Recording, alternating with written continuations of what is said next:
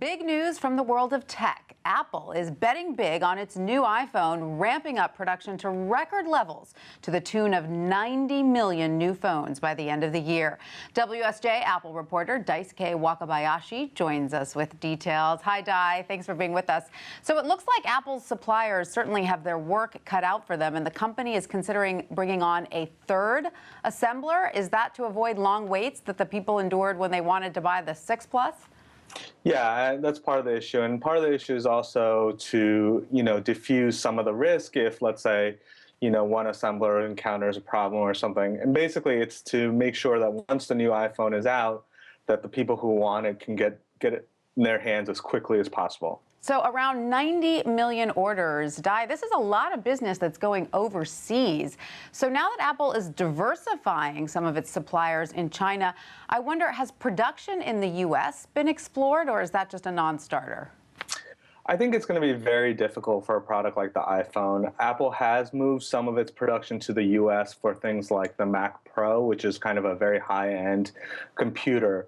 But for something like the iPhone, the whole infrastructure is basically based in China. So you have, you can imagine all the components that go in it are pretty much, available in China. So the displays and the various components and widgets that go in it are all there. And so all the assemblers are Taiwanese based, but they all have their manufacturing operations in China. And so, the awesome task of trying to hire hundreds of thousands of people for those production lines is also another challenge. And, a place like China makes that a little bit easier than, the United States. It's set up for it. All right. Now, Apple was a bit of a latecomer to the larger smartphone market until it released the 6 Plus.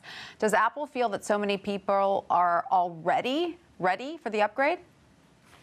Yeah, I think, Apple tends to work in this, what we call a tick-tock cycle. The tick is what happened this past year, which was a major design change, so like a big display. And then a tock year is a kind of a refinement to that original model. And so, I think that a lot of people tend to wait for the tock years where Apple kind of works out some of the kinks of the new designs and, figures out how to do things a little bit better. And so we do expect to see, some people who have waited for the kind of refinements. And the other issue is a lot of people are on 2-year contracts and maybe they upgraded with the 5S. And so here, 2 years later, they'll have an opportunity to upgrade with the new phones. All right. Well, what do we know about the new iPhone? Is it expected to have the same screen size and resolution as the current 6 and 6 Plus models?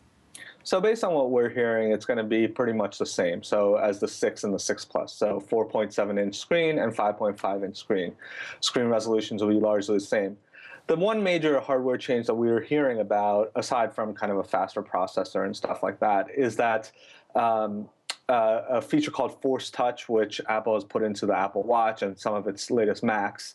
And basically, it can give you different it can give the phone different instructions based on how hard you push. And so a light tap is different than a heavy push.